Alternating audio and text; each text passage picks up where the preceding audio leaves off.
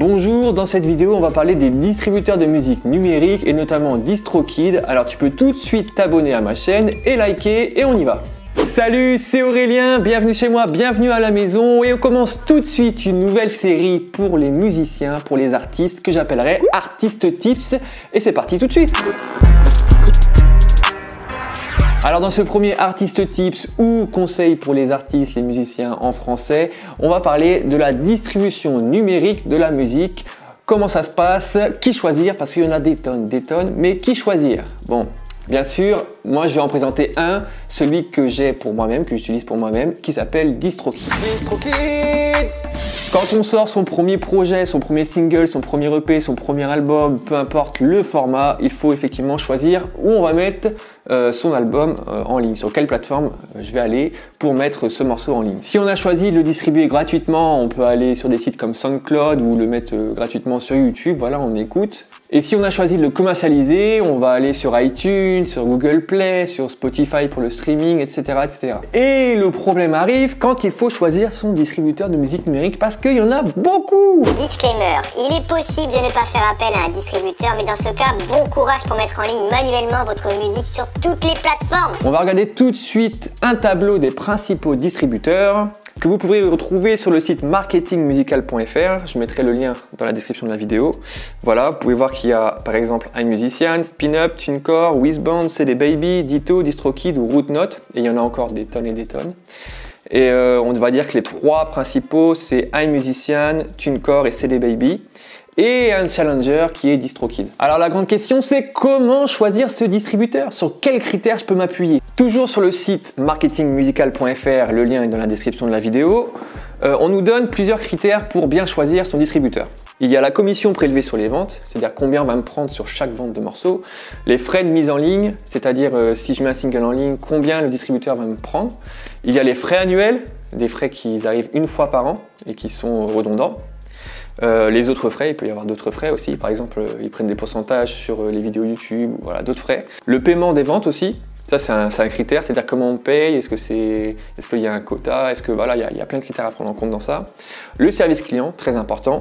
Et après, il y a d'autres critères qui vont aller plus en profondeur, comme est-ce que mon distributeur va mettre ma musique sur Instagram, est-ce qu'il va la mettre sur Facebook, est-ce qu'il va la mettre sur TikTok par exemple, est-ce que je peux toucher, par exemple si je sors un morceau qui a un beatmaker, est-ce que le beatmaker je peux lui donner 25% des ventes automatiquement?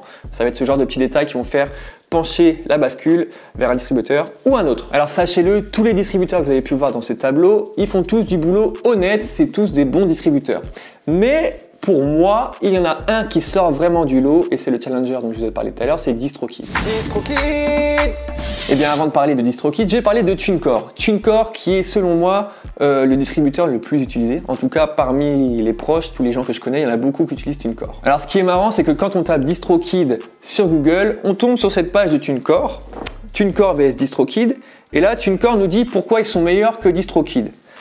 Premièrement, ils nous disent parce que avec TuneCore, vous pouvez commencer à mettre de la musique pour moins cher, c'est-à-dire 9,99 $. Ok. Deuxième point, ils nous disent qu'avec TuneCore, tu peux avoir plus de fans parce que TuneCore met ta musique sur plus de plateformes. Ok, pourquoi pas. Troisièmement, ils disent qu'il y a plus de services pour les artistes et une meilleure gestion des statistiques. Ok. Et quatrième point, un meilleur service client. Ok.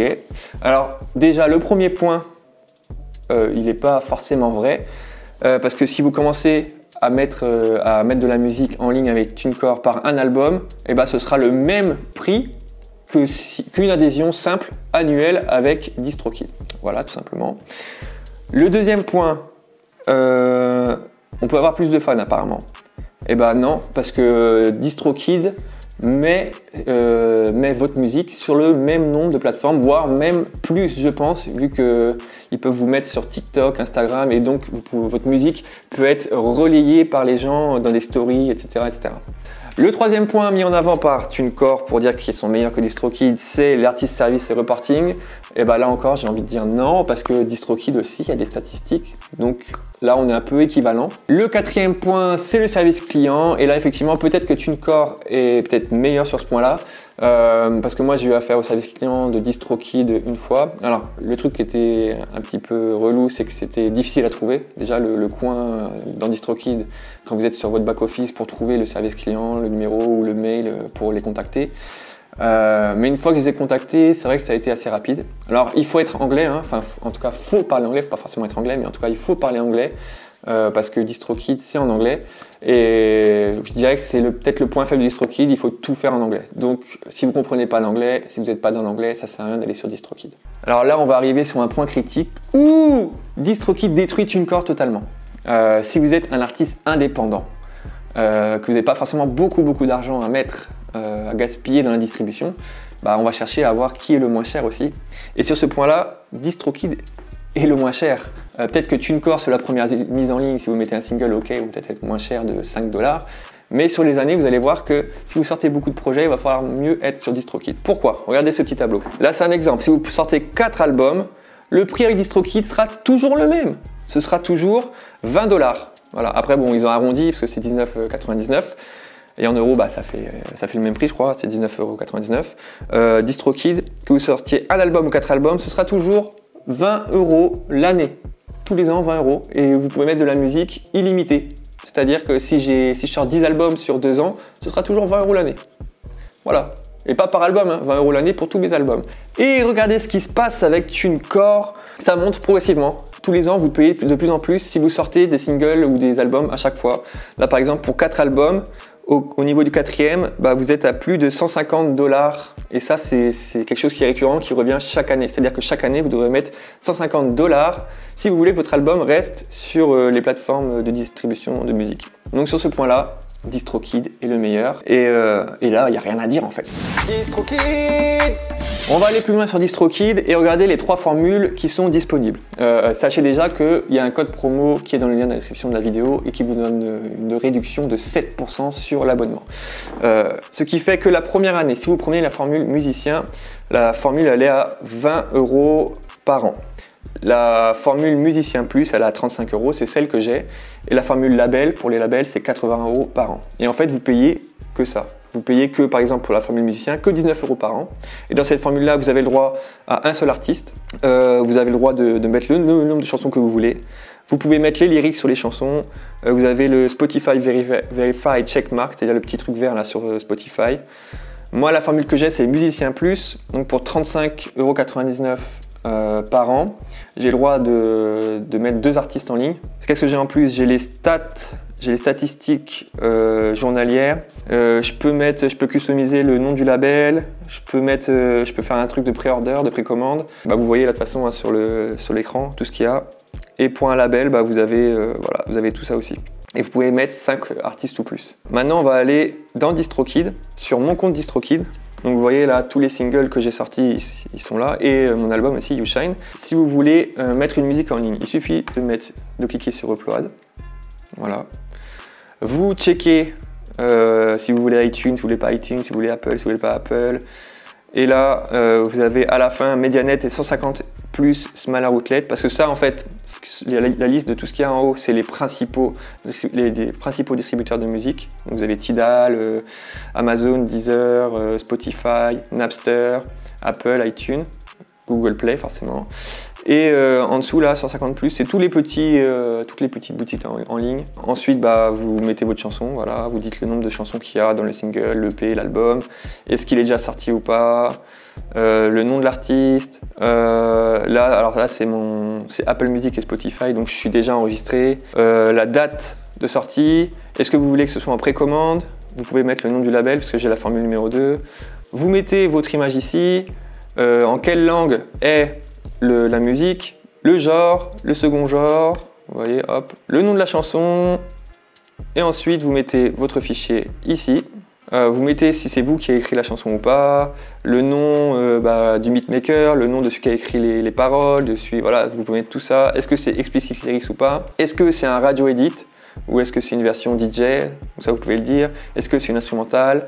Le prix, voilà, vous pouvez choisir entre 69 centimes, 99 centimes, 1,29 $. Et ensuite, il y a des options. Est-ce que vous voulez le mettre sur Instagram, Facebook? Est-ce que vous voulez le mettre sur YouTube? Donc là, on rajoute 4,95 €. Et eux, ils prennent 20% des revenus de YouTube.